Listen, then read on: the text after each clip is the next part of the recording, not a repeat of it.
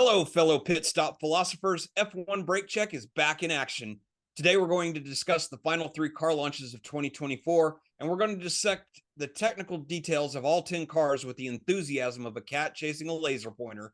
Corey will have a new question for Stump the Pundit that will probably have me scratching my head. And because we love a good detour, we're slamming on the brakes to chat about our favorite cigars and other random obsessions. Buckle up because F1 Brake Check is taking a smoke break. Welcome. You are listening to F1 Brake Check, the epic podcast for all things Formula One, where we discuss technology, history, news, and perspective. With your hosts, Scott Vick and Corey Broom. All right, welcome back to F1 Brake Check. With me, as always, is my intrepid co-host and partner in crime, Corey Broom. Corey, how are you doing today, sir?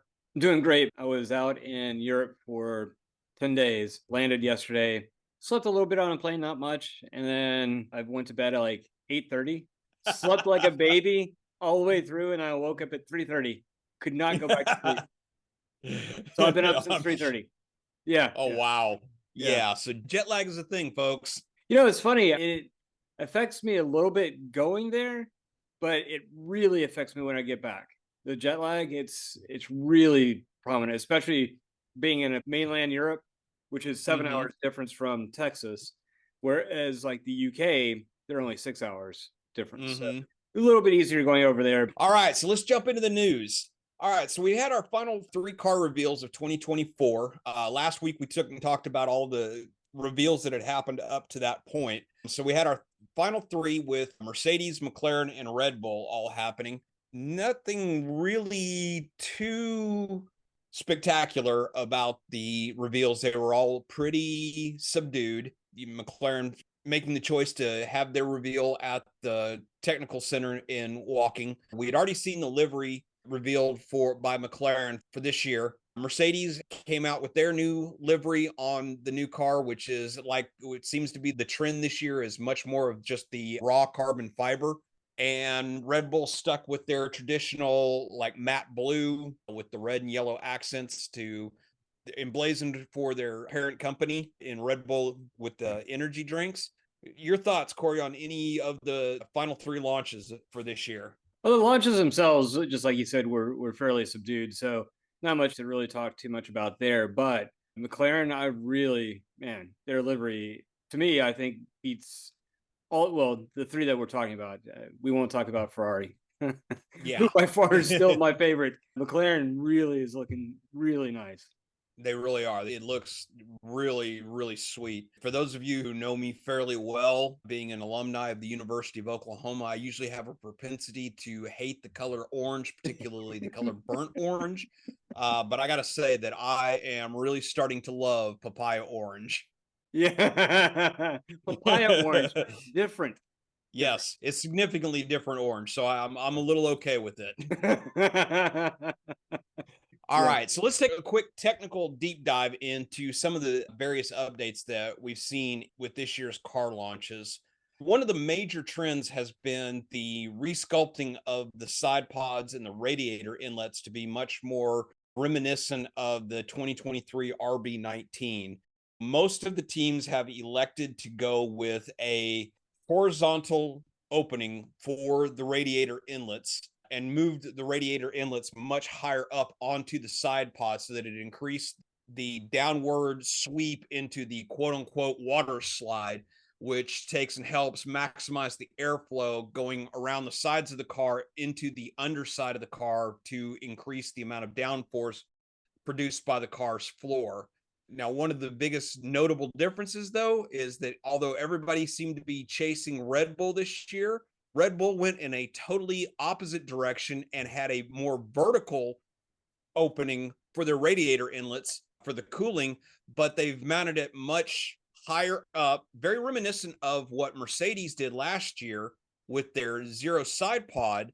But instead of taking away the side pod like Mercedes tried to do, Red Bull has kept the full side pod, which I'm assuming is for the airflow management, because now by moving the radiator inlet from a horizontal position to a vertical position, it's now increased the downward sweep into the water slide area, which means more airflow going through the channel underneath the side pod the more air going underneath the car. So therefore more air going into the diffuser and through the rear wing. So therefore creating more downforce on the rear wheels. Your thoughts?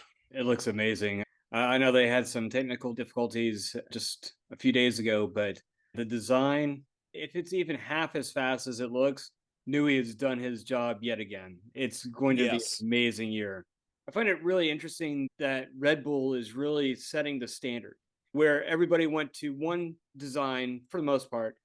Red Bull is really going their own way. I really like that they're not hampered by what everybody else is doing or chasing what everybody else is doing. Nui's really looking at this from the ground up, saying, what else can we do here? How can we make this better? It's just he's not resting on his laurels, and he's willing to take massive chances. I guarantee you that all of this stuff has all been run through Oh, simulators and through, yeah, the wind yeah, tunnel and everything. He was definitely willing to buck even his own right. convention from last year Exactly. and construct a car that is, in some respects, is radically different. Right. Because one of the things too that, unlike a lot of the other teams, because like Mercedes last year and this year McLaren, inside of in the side pod is a side impact beam that is mandated by the FIA for crash structure. And most of the teams last year had that beam was somewhat lower into the side pod. Well, with all of them going to the horizontal opening for the radiator inlet, they've moved that beam up higher. And in the case of McLaren, it's actually now part of the aerodynamic package. Yeah, Whereas with Red Bull, they even bucked their own trend from last year exactly. and put the side impact beam by going to the vertical slit. They were actually able to bring the side beam Yeah. down closer to the floor and thus lowering the center of gravity for that side impact structure. Notable updates were now Sauber and Alpine all both unveiled their cars with much larger roll hoop air intake structures. I believe it was Alpine that their air intake was significantly larger and it used the same, for lack of a better term, the same A structure that a number of the other teams have started using. If you're looking at the inside of the air intake, there's like two vertical structures right there that's supposed to take and help channel the air as it flows into the power unit. Alpine also showed off a completely rearranged push rod geometry on the rear end.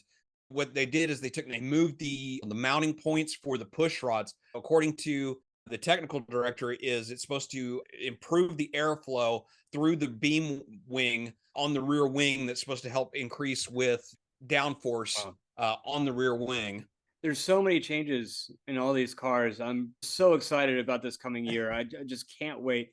I never really pay attention to technical difficulties or anything like that, or even preseason for the most part, because that's just the engineers looking at what they need to fine tune and everything like that. So I look at it, but I don't put a lot of stock into it. Just like in American football, when you're watching preseason, you're not really Yeah. watching the team. You're watching who's going to get cut, basically, right?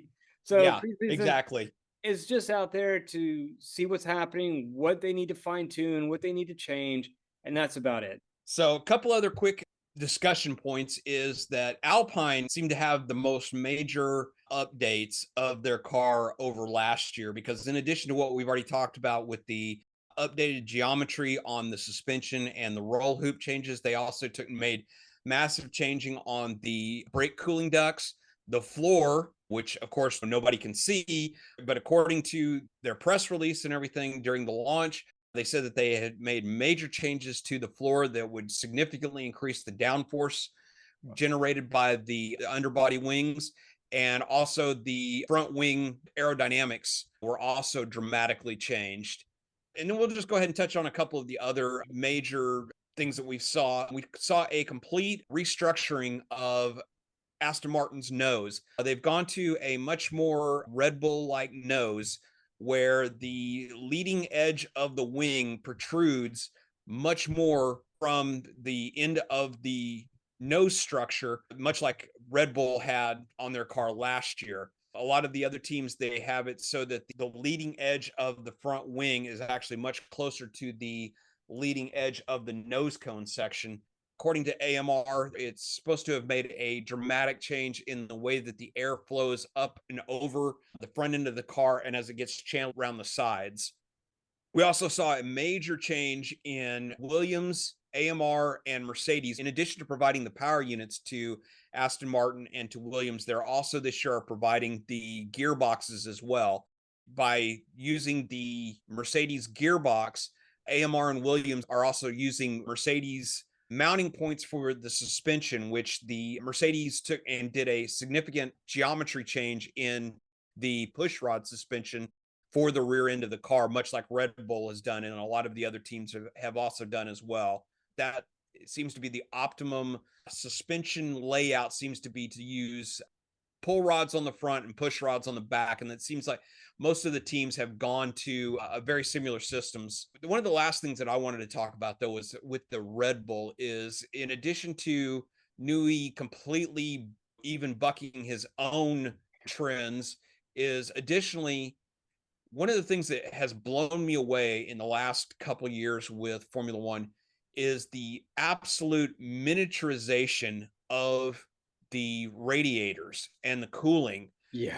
Formula One cars from even 6 or 7 years ago, and the radiator inlets were significantly larger. The last couple of years with the current iteration of the rules, the power units are so efficient in their heat dissipation that the radiators are just absolutely minute in comparison. That efficiency, is that being driven from their net zero?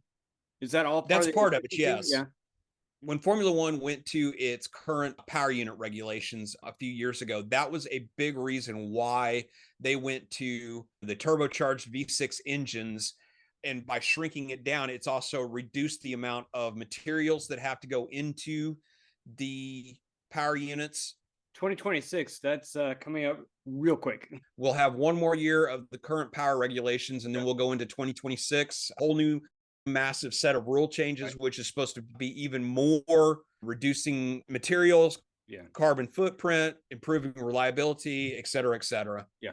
All right, then. So let's move on to Stump the Pundits. So for those of you who haven't listened to the last couple episodes, and by all means, go back and listen to them. This is a new segment that we started a few weeks ago where Corey will ask me a trivia question. Last week, we did the top 4 youngest drivers to win a championship, not to win a race, but a whole championship. So this week, I thought, well, we did the youngest, let's do the oldest.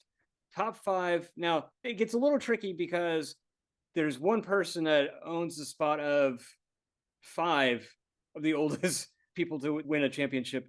But so we'll take just talking through top 5 oldest drivers to win a championship in any order. All right. Well, number 5, you've already given it away. It's Michael Schumacher, because when he won his last, no, really interesting.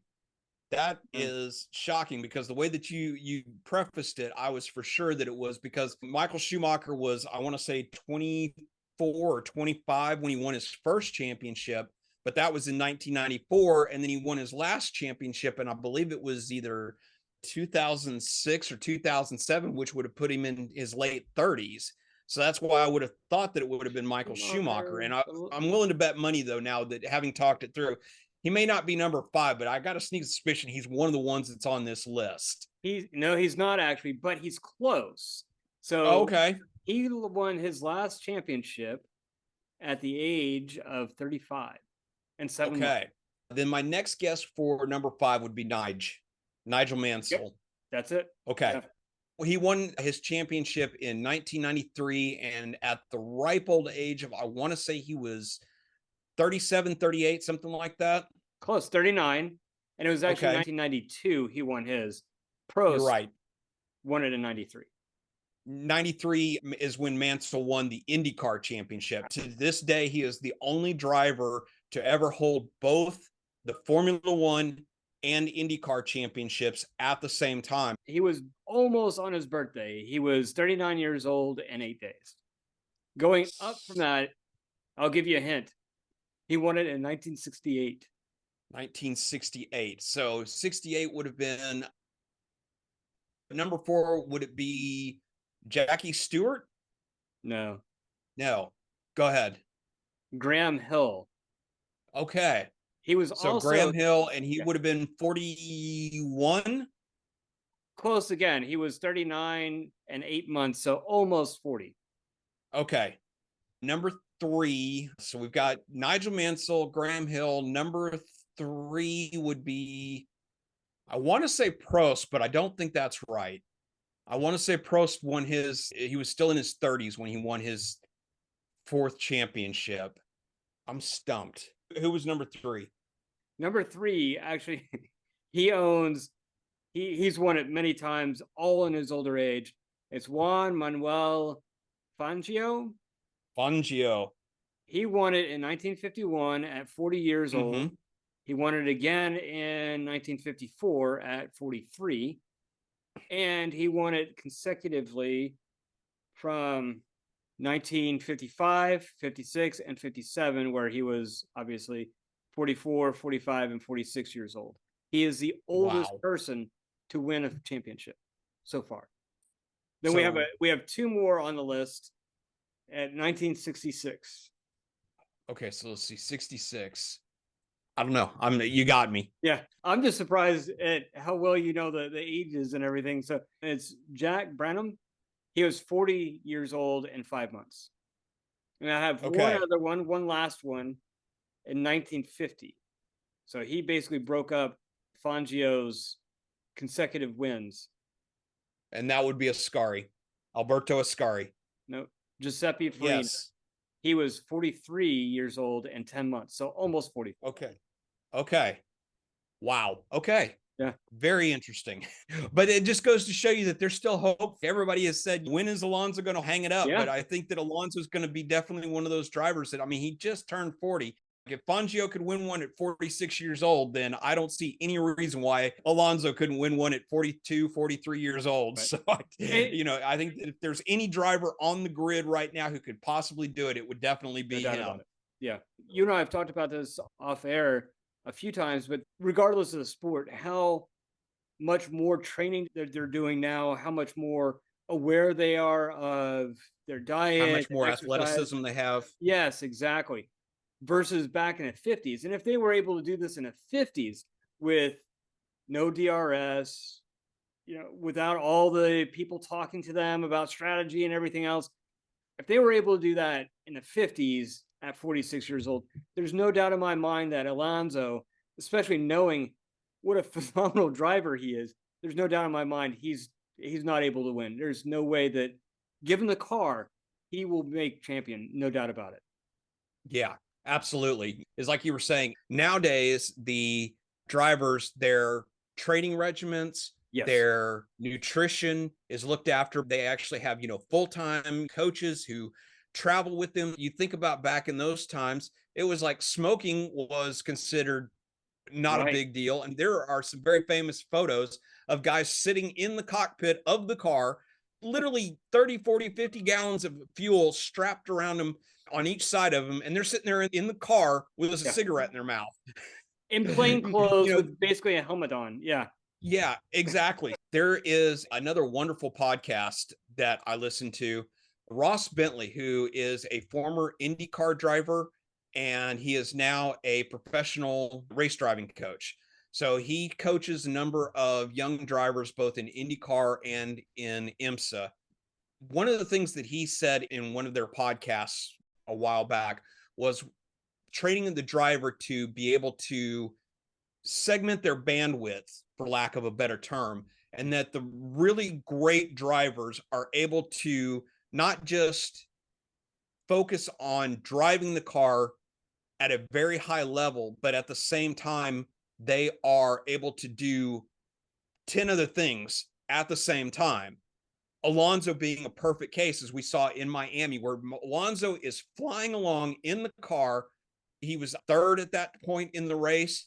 He is trucking right along, solid podium finish and everything. And he's watching the Jumbotron and sees his teammate make a very impressive overtaking maneuver. And he comes in on the radio and says, Stroll just made an amazing pass. Good job on him. Alonso is, from a athletic and mental standpoint is literally top 2-3 drivers on the grid No doubt. today, because of his ability. Not only is he able to run his own race, but he can also run your race for you as well at the same time.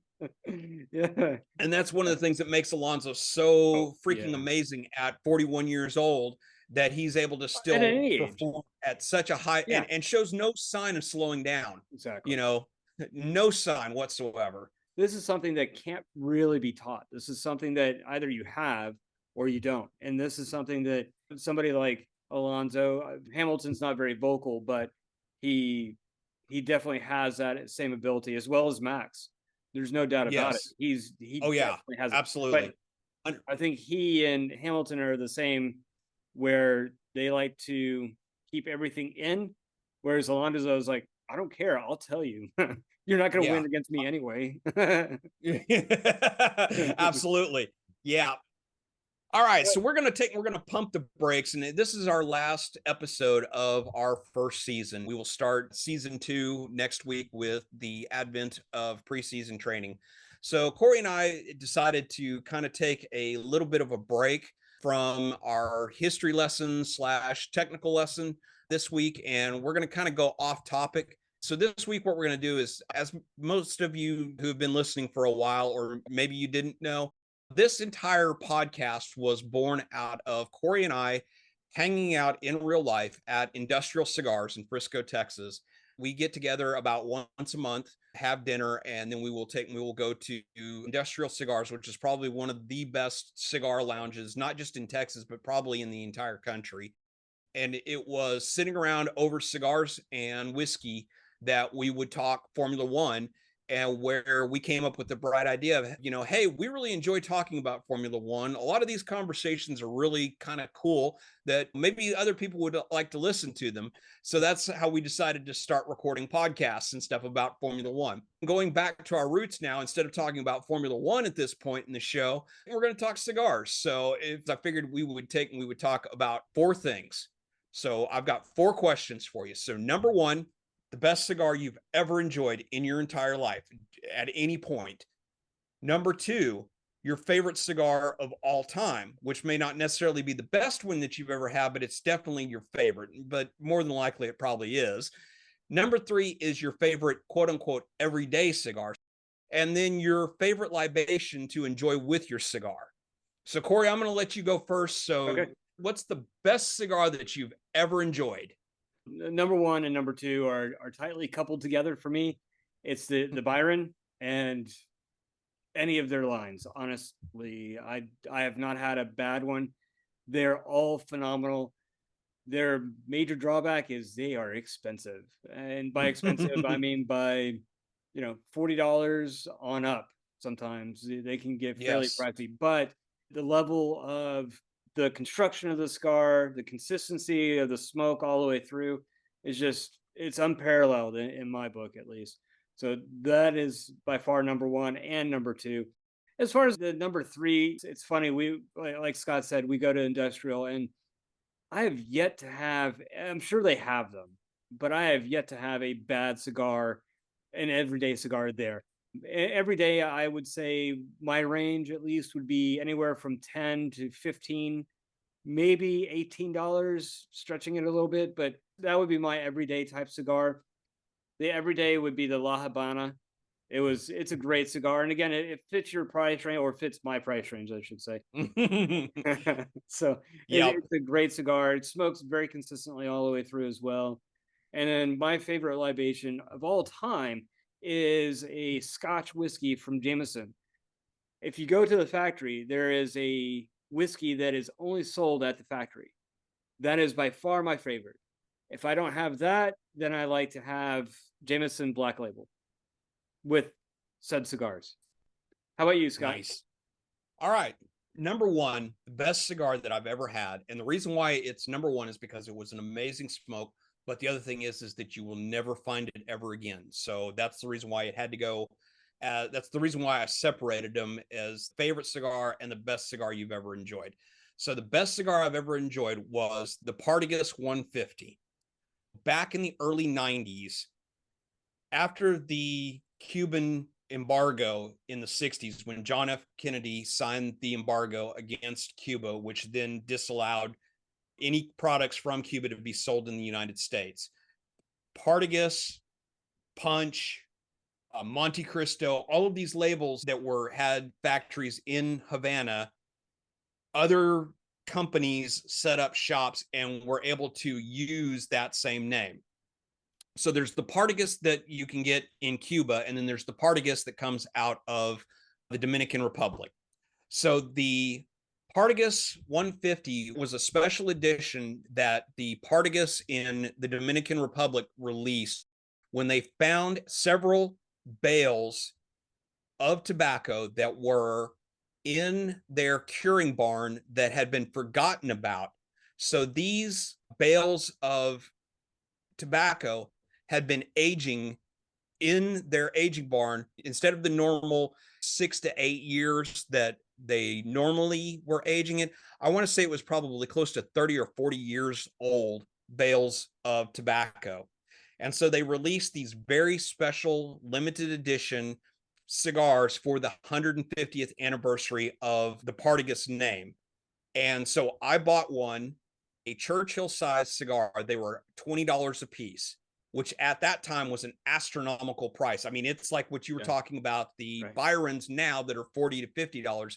That's what the Partagas 150 was back then. A standard cigar would have been $5-6. It's like the Partagas number 10 or the Hoyo de Monterrey Excalibur number 1, which were like your flagship cigars. They were $5-6-7. So to spend $20 for a single stick back then, that was big money. I bought it and put it away in my humidor, and I kept it for a very special occasion. And so I smoked it on my 21st birthday. It was just an amazing cigar. I still dream about that cigar. It was so good. But like I said, because they were so limited and so hard to find, that they've all been long since bought up. Even if you can find them, they're so ridiculously expensive that there's no way that you'd probably want to ever smoke it. So that was the best cigar that I've ever had. So my favorite cigar in the whole world right now is the Arturo Fuente Chateau Fuente Sungrown, which is just a fantastic cigar. I love that cigar. It's my favorite one. It's kind of my go-to for special occasions and things like that. And then my favorite everyday cigar is the Punch Bare Knuckle, which is just another fantastic cigar. One of the things that you and I have talked about is because I've been smoking cigars almost as long as I've been watching Formula One, I went through the first cigar boom that happened in the early 90s, where very few people were smoking cigars, and then all of a sudden it was very trendy. It was very much the hot thing, and the old brands like Punch and Partagas and Macanudo became very, very hard to find. And also every Tom, Dick, and Harry was trying to release a cigar to get in on the craze, and there was a lot of crap that was pushed out into the marketplace and everything. So I have a tendency to stick to a lot of the old school brands, if you will. So La Gloria Cubana, Punch, things like that. So that's the reason why the Punch has always been a phenomenal cigar, and I've always been a big fan of theirs. So that's kind of my everyday cigar. My favorite libation to enjoy with my cigars, I do like a good whiskey. I much prefer either Scotch or Irish whiskey. Also, I do like a good gin. Good gin and tonic with a cigar, depending upon what kind of cigar that I'm smoking. So if it's a much more full flavored, robust cigar, then I prefer Scotches and Irish whiskeys. But if it's a lighter cigar or something like that, then yeah, good gin and tonic. Of course, you can't go wrong with a beer. Being in Texas right now, we're kind of going through a really great craft beer revolution, where we actually have a number of breweries in and around the Dallas-Fort Worth area that are producing some really outstanding beers that go together just absolutely perfect with cigars. I got to give another shout out to Industrial Cigars. Is their staff is so knowledgeable and well versed on what cigars that they have and the tasting of various cigars that you can go in there, show them, hey, I'm having this beer tonight, and they will come up with the perfect pairing for whatever you happen to be drinking that night. So shout out to them. And we've done that many times. Yes. All right, then. So I think we've done enough damage for today. What do you think, Corey? Think so. All right. So the track has gone cold, and Corey and I are going to head for the hospitality suite to watch all of the preseason testing action from Bahrain. We're going to smoke a few cigars. We're going to drink a few drinks. And we'll be back next week with the first episode of our second season of the podcast. We'll break down all of the happenings from testing, and we'll dive into the history and importance of preseason testing and what goes into a successful session. So until next time, let's go! Thank you for listening to F1 Break Check.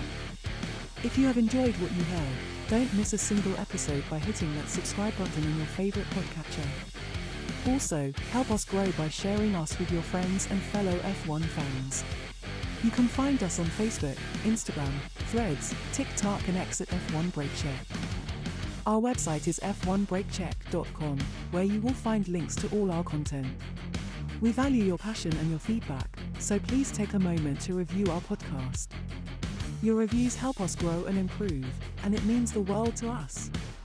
Share your thoughts, rate us, and let us know how we can make the show experience even better. F1 Break Check is a production of Break Check Media. For your hosts Scott Vick and Corey Broom, until next time, keep yourself inside track limits, and try not to pitch it in the kitty litter.